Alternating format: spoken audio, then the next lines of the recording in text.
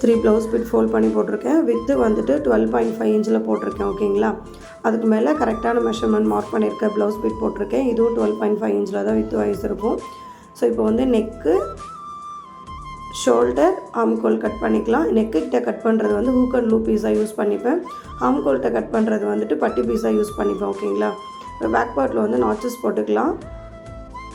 இப்போ வந்து 4 blouse beat வந்து ஒரே டைமில் நான் கட் பண்ணியிருக்கேன். இந்த மாதிரி கட் பண்ணும்போது நமக்கு டைம் சேவ் ஆகும். ஓகேங்களா, ஸோ கரெக்டாக எதுக்கு எந்தெந்த கலருக்கு ப்ளவுஸோ அதை கரெக்டாக எடுத்து வச்சுட்டேன்.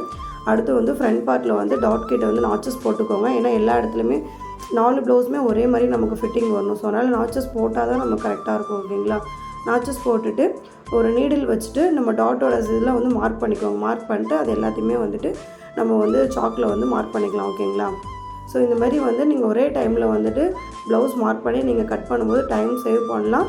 கரெக்டாகவும் இருக்கும். உங்களுக்கு வந்து ஷோல்டர் இறங்குறது இந்த மாதிரி எந்த ப்ராப்ளமும் வராது. ஓகேங்களா, ஸோ ஃப்ரண்ட் பார்ட்டில் கீழே கட் பண்ணோம் இல்லைங்களா, அந்த பீஸில் வந்துட்டு எல்லாமே ஃபோல்டிங்கில் இருக்கும். அதில் சிங்கிள் பீஸ் மட்டும் கட் பண்ணி எடுத்துக்கலாம்.